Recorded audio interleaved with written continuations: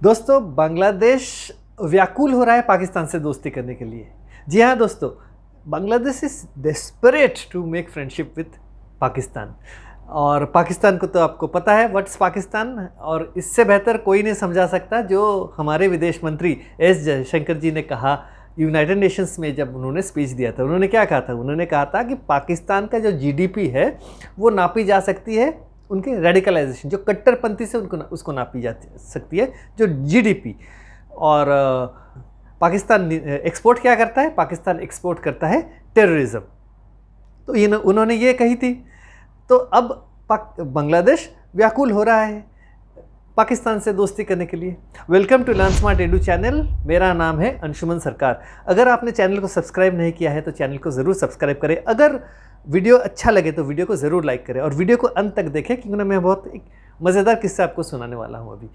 तो जैसे मैंने कहा कि डेस्परेशन है बांग्लादेश का कि मैं पाकिस्तान के साथ दोस्ती करूँगा। पाकिस्तान एक बहुत ही अच्छा देश है, बहुत ही अच्छा मुल्क है, उसके साथ हमारी बहुत अच्छी पड़ेगी। क्यों मैं कह रहा हूँ ये बात? क्योंकि ना एक दिन पहले अक्टूबर 1 तारीख को एक इंटरव्यू नहीं, उन्होंने एक प्रेस वार्ता में उनका जो फॉरेन अफेयर्स जो एडवाइज़र है मोहम्मद तौहीद हुसैन, उन्होंने क्या कहा? उन्होंने कहा, we have not seen any words coming from Pakistan. I personally think the relations will be easier if they show the courage to refer to what happened in 1971 and say that they are sincerely seeking apology। उन्होंने ये पत्रकार वार्ता में ये बात कही। उन्होंने क्या कहा? We have not seen any words coming from Pakistan. Pakistan एकदम चुप है, हम उनसे कुछ हमें अभी कुछ सुनने को नहीं मिला है। And I personally think the relations will be easier, जो है जो पाकिस्तान के साथ जो रिलेशनशिप है वो बहुत सामान्य तरीके से हो जाएगा अगर पाकिस्तान जो है 1971 में उसने जो किया था उसके लिए माफ़ी मांगे बांग्लादेश से। ये उन्होंने कहा अक्टूबर 1 तारीख को। इतने स्ट्रॉन्ग वर्ड्स उन्होंने कहे कि पाकिस्तान को उनसे एपोलॉजी मांगनी चाहिए। अक्टूबर 2 तारीख को उन्होंने क्या किया? उनके यहाँ जो है Bangladesh national board of revenue है, उसने क्या किया? उस पाकिस्तान को क्या किया? उन्होंने 100% रियायती दे दी कि पहले फिजिकल इंस्पेक्शन होता था जो भी सामान पाकिस्तान से इंपोर्ट होता था। अब क्या है? उन्होंने वो इंस्पेक्शन को बिल्कुल ख़त्म कर दिया। उन्होंने कहा कि अब कोई इंस्पेक्शन नहीं, पाकिस्तान से जो सामान आएगा सीधे अंदर जाएगा देश के भीतर, कोई इंस्पेक्शन नहीं, कुछ नहीं। ये उन्होंने अक्टूबर 2 तारीख को उन्होंने ये ऑर्डर किया नेशनल बोर्ड ऑफ रेवेन्यू। उसमें क्यों उन्होंने कहा?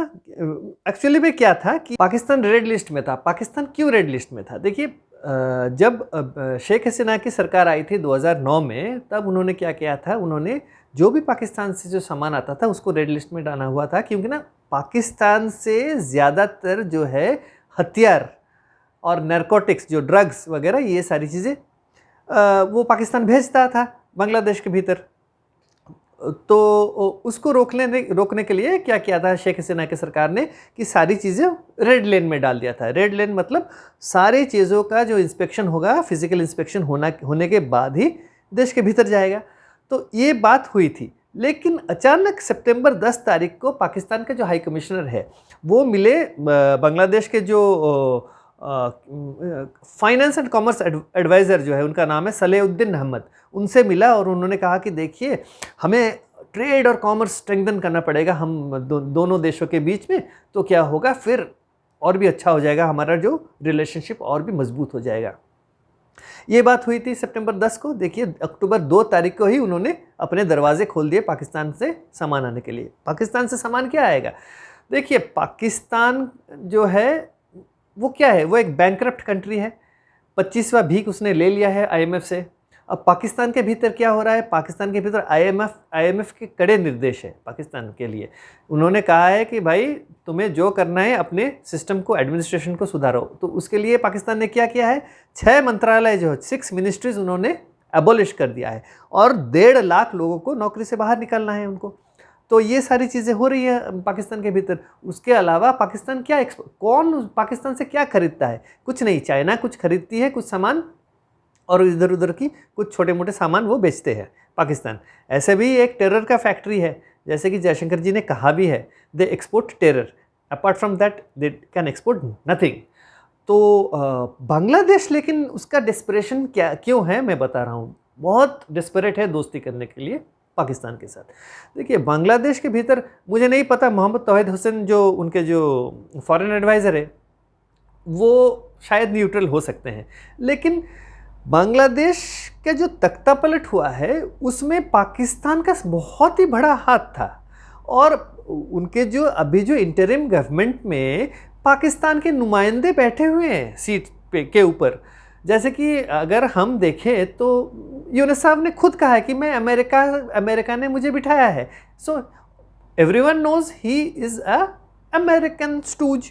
सबको पता है यूनुस साहब अमेरिकन एजेंट है, वो बैठे हुए हैं। अब उनके अलावा मैंने जैसे कहा भी था, आप लोगों ने मेरे पुराने वीडियोस अगर देखे हैं, जैसे कि मैंने उनके जो स्टूडेंट्स और आईएसआई के लिंक के बारे में बताया था, और अमेरिका का सीआईए के साथ जो लिंक था वो उस वीडियो में मैंने डिस्कस किया हुआ था। तो students are part of the government. उसके अलावा Jamaat which is totally backed by Pakistan, वो भी वहाँ गवर्नमेंट में उनके लोग नुमाइंदे भी बैठे हुए हैं। ऊपर से जैसे कि उनके जो अटॉर्नी वगैरह जो उन्होंने किया हुआ है अपॉइंट, वो भी जमात के हैं। और कुछ जमात के जो हिमायती हैं प्रोफेसर वगैरह, वो क्या बोल रहे हैं? वो बोल रहे हैं कि बांग्लादेश को पाकिस्तान के साथ न्यूक्लियर ट्रीटी करना चाहिए भारत को सबक सिखाने के लिए। ये सारी बातें होती रहती हैं। और अभी क्या है, अभी जब उन्होंने ओपन कर दिया ट्रेड विदाउट इंस्पेक्शन, बांग्लादेश से कुछ भी इंपोर्ट हो सकता है, विच मीन्स अभी हथियार तादाद में आएंगे अभी बांग्लादेश के भीतर, और that will be distributed to create upheaval within Bangladesh, and also it may have effect on the borders which India shares with Bangladesh. जो भी हमारे तीनों ओर से बांग्लादेश भारत ने बांग्लादेश को घिरा हुआ है, तो वहाँ पे भी गड़बड़ी फैला सकते हैं, क्योंकि ना बांग्लादेश के भीतर वैसे एलिमेंट्स भरे पड़े हैं, जैसे कि वो अंसरुल बांग्ला टीम जो उसको छोड़ा है उन्होंने, एक टेररिस्ट को। तो इस तरह से ये सारी चीज़ें पाकिस्तान अभी घटाने की कोशिश करेगा। और अगर देखी जाए अभी जो हम माहौल देख रहे हैं ग्लोबल जियोपॉलिटिक्स में, अब हम क्या देख रहे हैं? हम ये देख रहे हैं कि Iran is the biggest exporter of terror in the middle east. अगर देखा जाए तो ईरान ने पैदा क्या है? ईरान ने पैदा किया है हमास को, ईरान ने हिजबुल्लाह को, हूती को, और वो क्या करते हैं? वो अटैक करते हैं इजराइल के ऊपर। उसी तरह से अगर हम देखा जाए तो हमारे यहाँ इंडियन सब कॉन्टिनेंट में जो ईरान के बराबरी, ईरान से ज़्यादा खतरनाक जो है टेरर ग्रुप्स, वो भी पाकिस्तान में बैठे हुए हैं, और वो भी एक्सपोर्ट करते हैं टेरर, जैसे कि जैश ए मोहम्मद, लश्कर तैयबा, ISIS खुरासान, जो कि अभी पिछले कुछ महीने पहले रशिया के अंदर जिन्होंने अटैक किया था, वो भी तो पाकिस्तान में रहते हैं। तो अगर हम बराबरी करेंगे तो ईरान और Pakistan they are at the same level when it comes to exporting terrorism. और इजराइल ने क्या किया है अभी हिजबुल्लाह के और हमास के ऊपर, उनको ख़त्म कर दिया है। तो आगे चल के इफ़ सिचुएशन डिमांड्स, भारत भी वही कर सकता है। इजराइल जो कर रहा है ईरान के लिए ऊपर या करने वाला है, अब Israel is planning to strike the nuclear facilities of Iran. अगर वो चीज़ हो गया तो वहाँ ईरान बिल्कुल ख़त्म हो जाएगा। और उसी तरह से भारत, अगर if Bangladesh and Pakistan join hands and if Pakistan tries to create trouble, या पाकिस्तान कुछ गड़बड़ी फैलाने की कोशिश करेगा हमारे नॉर्थ ईस्टर्न बॉर्डर्स में, तो वही हश्र होने वाला है जो इजराइल ईरान का कर रहा है, वही हश्र होगा पाकिस्तान का, और Bangladesh will be a collateral. ये हो सकता है, एनीथिंग इज़ पॉसिबल। क्योंकि ना देखिए, अब बांग्लादेश अभी यूनुस साहब को उन्होंने न्योता दिया है D8 कंट्रीज़ में कौन कौन है? D8 कंट्रीज़ में है बांग्लादेश है, इजिप्ट है, इंडोनेशिया है, ईरान है, मलेशिया है, नाइजीरिया है, पाकिस्तान है और टर्की है। उनमें से D8 में मेजर 2 फोर्सेस हैं जो कि एक्सपोर्टर्स ऑफ टेररिज्म है, वो है ईरान और पाकिस्तान, और वो दोनों D8 में है। और टर्की का तो आपको पता ही है, जिस तरफ बारिश होती है उधर लेके छतरी लेके खड़ा हो जाता है वो, तो उस तरह का देश है वो टर्की। तो अब माहौल ऐसा है कि Bangladesh is walking on a tight rope. They have to realize one thing, that they can not aggravate the relationship with India. क्योंकि ना मैं आपको बता रहा हूँ, उन्होंने जो इंटरव्यू में उन्होंने कहा है, कौन, मोहम्मद तौहीद हुसैन साहब, उन्होंने क्या कहा, I think my conversation with doctor Jaishankar was constructive. It seems to me that both India and Bangladesh want to have good working relations with each other, and Dr. Jaishankar recognized that. I would put it very simple, we both had free and fair discussions and we both recognized that we must have good working relations with each other. ये उन्होंने कहा, ये कहा उन्होंने अक्टूबर 1 तारीख को। तो उन्होंने कहा कि it seems to me that both India and Bangladesh want to have good working relations with each other.